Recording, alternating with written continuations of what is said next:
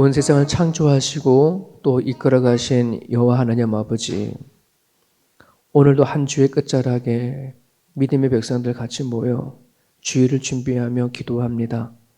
하나님 자비를 베풀어 주시고 이 자리에 임재하여 주시옵소서. 아버지 하나님, 예수님 아버지께서 말씀해 주셨습니다. 주님이 오시는 그날이 어느 누구나 할 것 없이 그때가 되어지면 다 알 사람은 알 거라고 말씀해 주셨습니다. 나무에 물이 들어가면 가을이 오겠구나.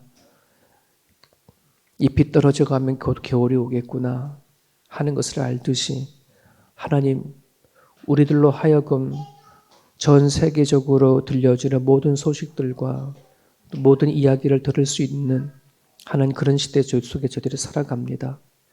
세상을 돌아보며 지금의 현 위치를 잘 파악할 수 있는 우리 모두가 되게 하여 주시옵소서.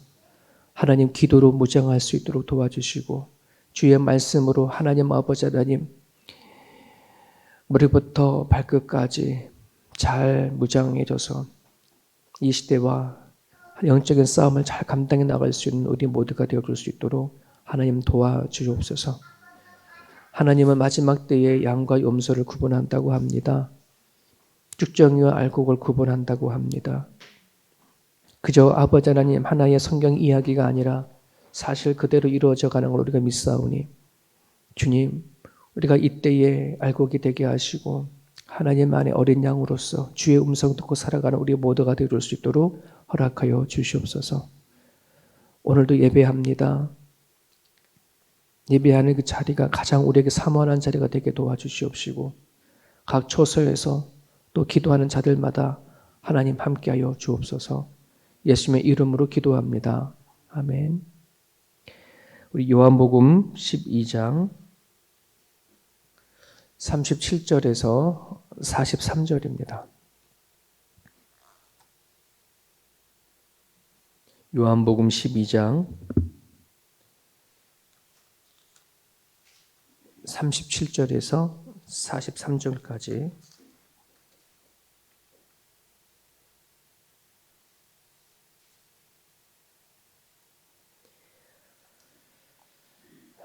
(37절부터) (43절까지) 우리 같이 읽겠습니다. 이렇게 많은 표적을 그들 앞에서 행하셨으나 그를 믿지 아니하니 이는 선지자 이사야의 말씀을 이루려 하심이라. 이르되 주여 우리에게서 들은 바를 누가 믿었으며 주의 팔이 누구에게 나타났나이까 하였더라. 그들이 능히 믿지 못한 것은 이 때문이니 곧 이사야가 다시 일렀으되 그들의 눈을 멀게 하시고 그들의 마음을 완고하게 하셨으니 이는 그들로 하여금 눈으로 보고 마음으로 깨닫고 돌이켜 내게 고침을 받지 못하게 하려 함이라 하였음이더라. 이사야가 이렇게 말한 것은 주의 영광을 보고 주를 가리켜 말한 것이라. 그러나 관리 중에도 그를 믿는 자가 많되 바리새인들 때문에 드러나게 말하지 못하니 이는 출교를 당할까 두려워함이라. 그들은 사람의 영광을 하나님의 영광보다 더 사랑하였더라.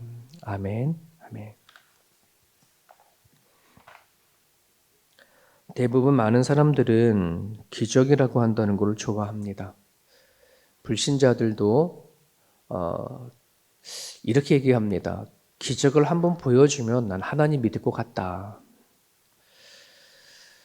근데 그 기적을 많은 사람들은 또 사모하면서 정말 그 기적이 자기한테 일어나면 하나님 보겠다고 이렇게 얘기하는데, 여러분 기적이라고 한다는 것 자체는 우리는 늘 살고 있는 거거든요.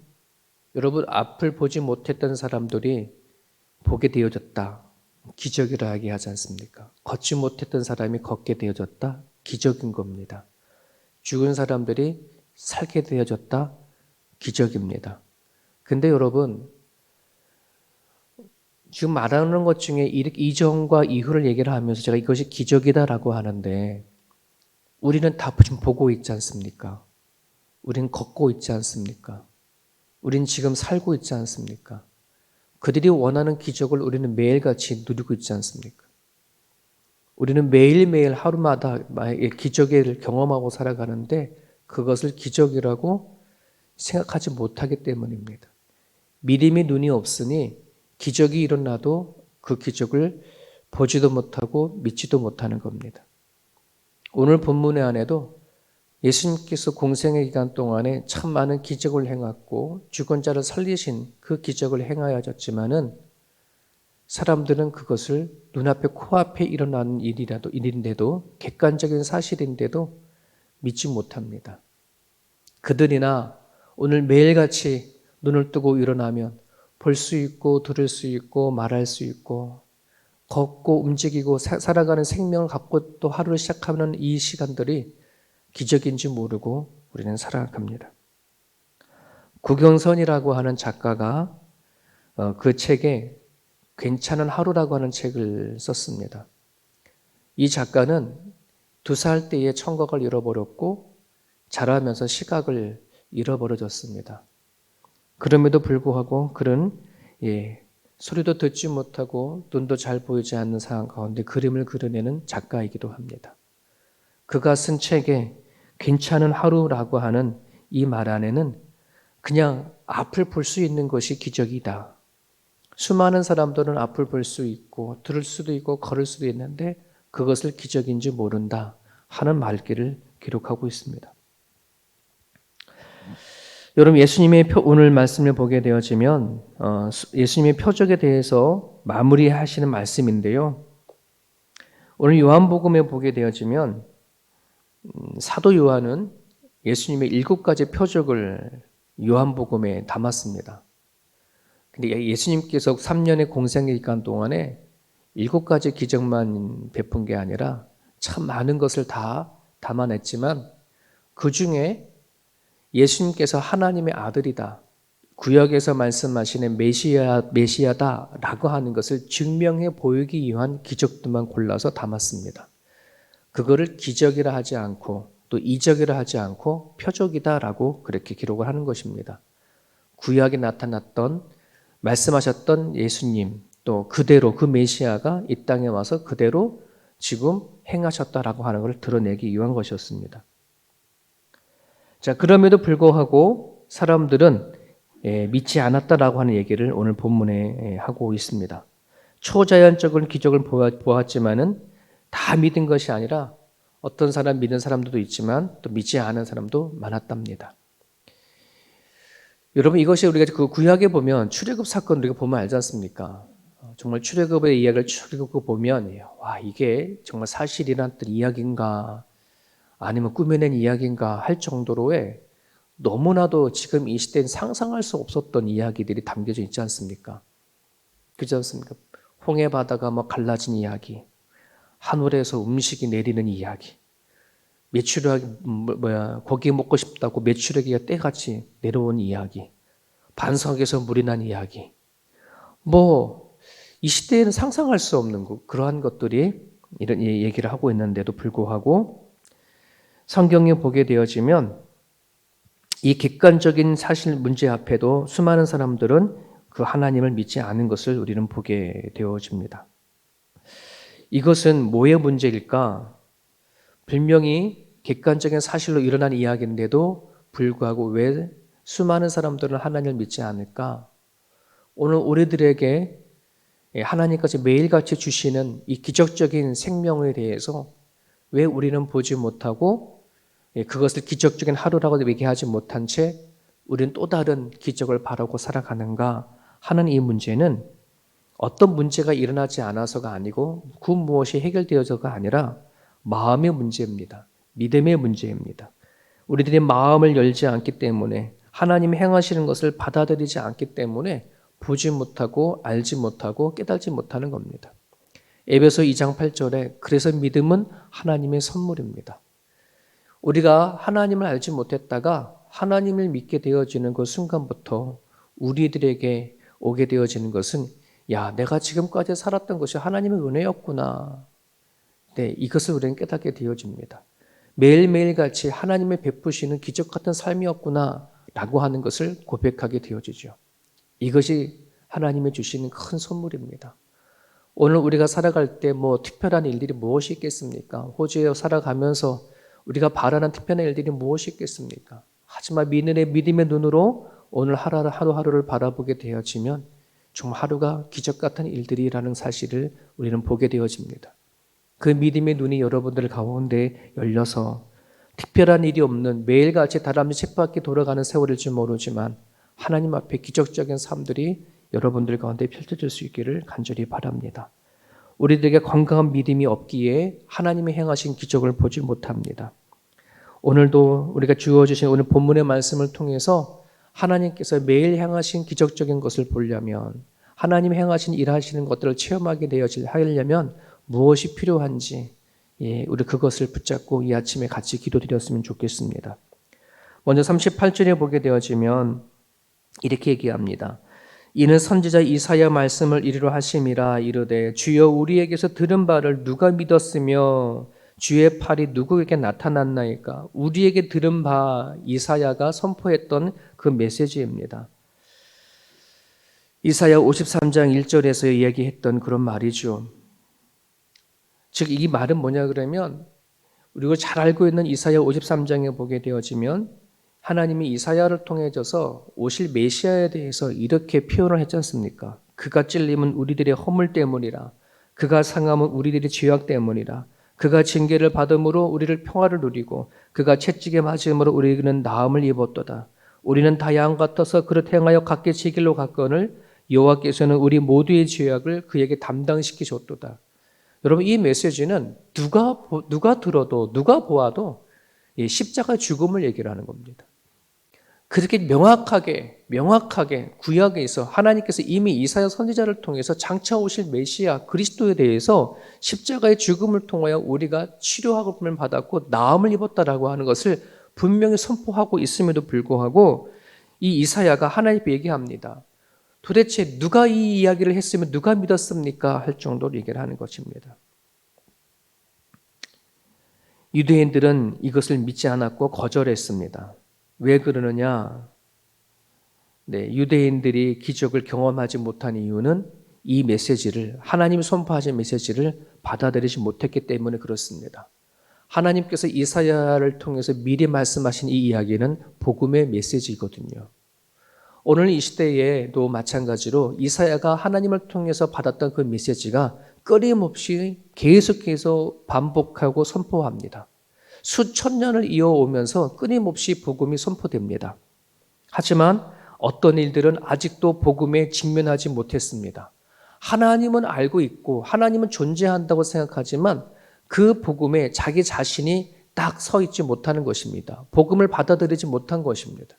그러기에 여전히 수많은 사람들은 하나님은 알지만은 뭐 하는 거예요? 하나님을 믿지 못하는 것입니다. 여러분 지식과 지혜는 차이가 있다죠. 지식이라고 한다는 것은 그냥 무엇인가 아는 것을 지식이라 얘기를 하고요. 지혜라고 한다는 것은 아는 것을 내가 적용할 수 있는 것을 지혜라 합니다. 우리가 살아가는 과정 가운데에 하나님에 대한 알과 지식은 참 많으나 그 암과 지식이 내 살아가는 삶 속에 적용하지 못하는 지혜가 없어서 여전히 하나님이 매일까지 행하신 것을 보지 못하고 있다고 한다는 것입니다.